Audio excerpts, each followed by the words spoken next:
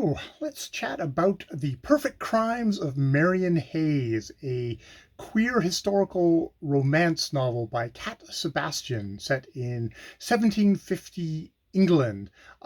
It's queer in the sense that the two main characters are bisexual, though it's more kind of bisexual in conception in this book than perhaps in action. It's actually fairly hetero relationships going on in this book. This Cat Sebastian has written 16 queer historical romances. She's an American. Now, I should start off by saying this is number 2 in the Queer Principles of Kit Webb series. And will not give spoilers for the first book because I've not read it. This is one of these books that I found on as an audiobook at my library. It's like put it on the things like, oh, that looks fun. Put it on the queue. Came up, and then I'd listened to about 30% through and went to put it on Goodreads. At which point I found out, oh, I'm listening to the second in the series, not which I didn't realize was a series, which, I mean, at this point, I guess you should just assume everything is a fucking series and that nothing actually stands alone anymore. That is the commercial imperative that we seem to have found ourselves in. Some of the reviews kind of cautioned against going into this book, that it's sort of spitting out consequences of the last book. But I went and looked to see if I could get the first book, and it was like, oh, it's apparently Cat Sebastian is quite popular, and it's gonna be 3 or 4 months before that one might come through in the worst case scenario. So I decided I'm 30% of the way into this one. I'm probably not, if I put this down, I'm probably not going to ever get back to it. So, and I was enjoying myself, so I thought, okay, what the hell? I will just continue. I definitely subscribe to the thing that a good commercial series should be able to catch up a reader anywhere along the journey, especially maybe in the second book, that you should be able a competent writer will leave enough context clues and hints that you can kind of figure out what's going on. And yes, this book very much did this. So I was able to follow along. So this book starts with blackmail letters to I guess the Duchess Mrn Hys, from an unnamed fellow who is threatening to expose the fact that her husband is not actually the rightful duke. That there was a wife before his mother, and that he is not the one who should have actually gotten the thing. And so the blackmailer wants, I think it's £500 or something like that. And what develops is a long series of very kind of arch and increasingly bantering letters where the blackmailer and Marion sort of develop something more of a relationship, so something almost kind of romantic. It's the blackmailer is Rob Brooks, who you actually find out fairly early.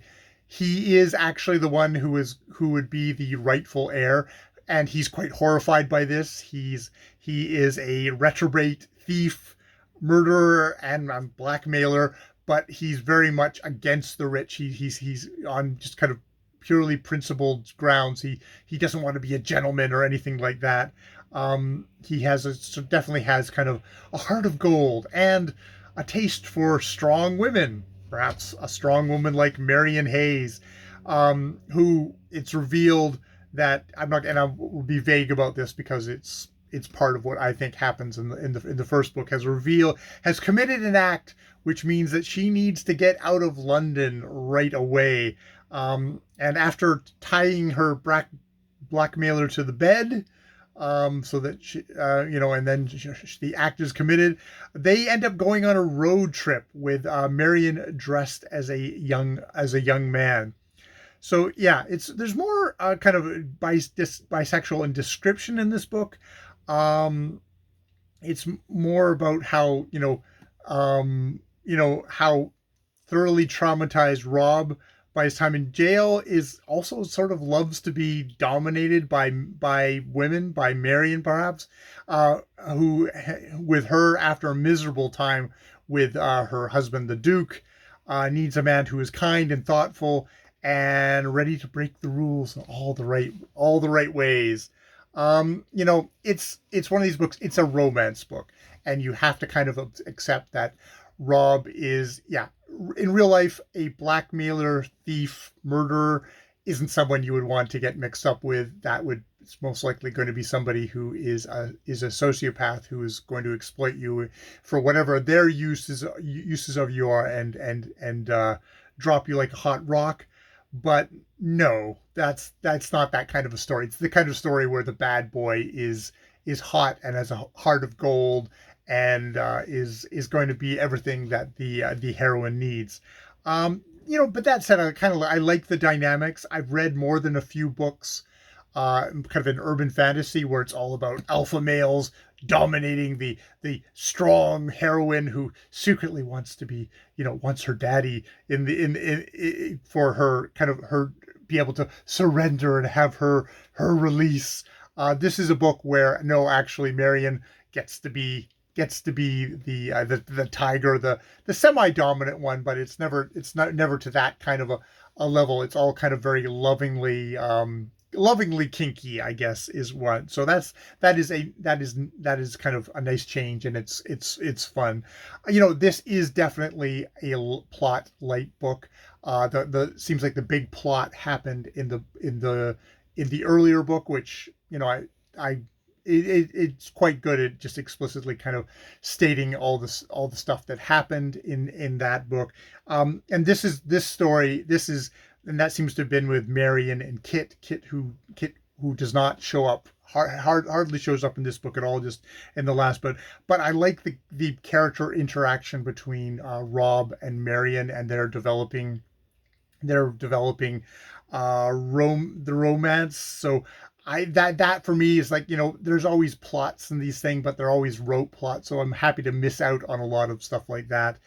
I actually wanted more of the letters from the beginning. I liked the letters of that. It's a nice callback to kind of the epistolary letter novels of that time, of the 17 of the in the 1750s, 1700s, where they had those kind of novels, Dangerous Liaisons, and other stuff like that.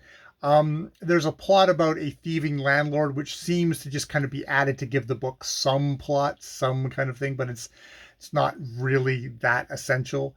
It seems like this is one of these books where it's gonna be set up for novels to come. Robin Hood and the Merry Men. Oh yeah, that's the other thing about Rob. Rob doesn't actually have much money of his ill-gotten gains because he likes to give it to the poor. It doesn't have to be the deserving poor. Making charity based on who deserves what he finds reprehensible too. He's not into that bourgeoisie, the deserving poor. It's like, no, I just give it to whoever is about who needs money. He knows how hard it is. But yeah, this seems to be like, okay, this is a book that's going to set up more adventures where they're going to be, robbing the rich and giving to the poor and sort of stuff like that. So, it's a fun listen. It's a fun listen. It was just what I needed. I read it as I was coming up to a little bit of light surgery. So it was a nice thing to just kind of take my mind off of that, which is, it's very valuable in a book to have something that's light and entertaining and witty and breezy and all that sort of stuff. I sort of like that I missed the first book. It gives something that's very much a confection, a little bit of depth, that there's all this detailed backstory, which isn't backstory. It's actually the novel beforehand.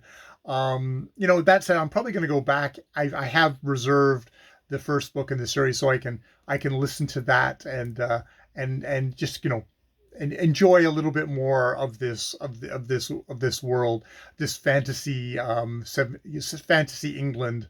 It's light and it's fun and it's very democratic in its way of, Rob and of Rob, and both Rob and Marion really have no use for the aristocratic rich, which is usually a big barrier for me for a lot of historical novels where it's like, oh, the lord and the lady, aren't they wonderful, and all the gorgeous gowns, and let's not think of all the poor peasants who are suffering under their iron fists of rule and harsh cruelty and all that sort of stuff.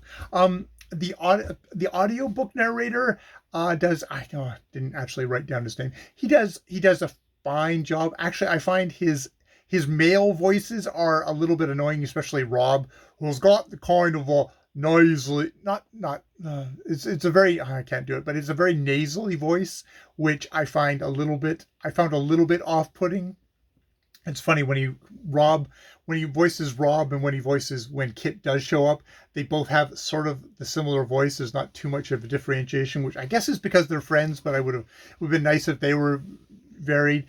But he also voices Marion, and as a male narrator, sometimes that can be iffy. But no, he does a fine job. Actually, I find his female voice there of Marion actually more pleasant to listen to.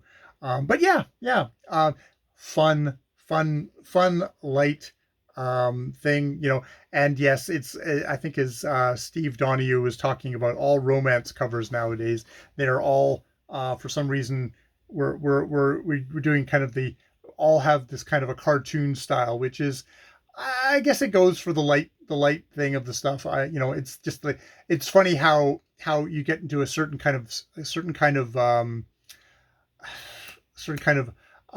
just type, and then suddenly everybody's doing the same type of cover, which makes it's like, have I read that one? Did I read by someone else? All the covers look the same. It was good. You've got Marion dressed as a young man there, with her braid having fallen down and in the breeches. It's like, oh yes, okay, all good stuff. All right, I will leave there. I will leave it off there. The Prfct Crms of Mrn Hys by Cat Sebastian. All right, I've been Jay. More videos later.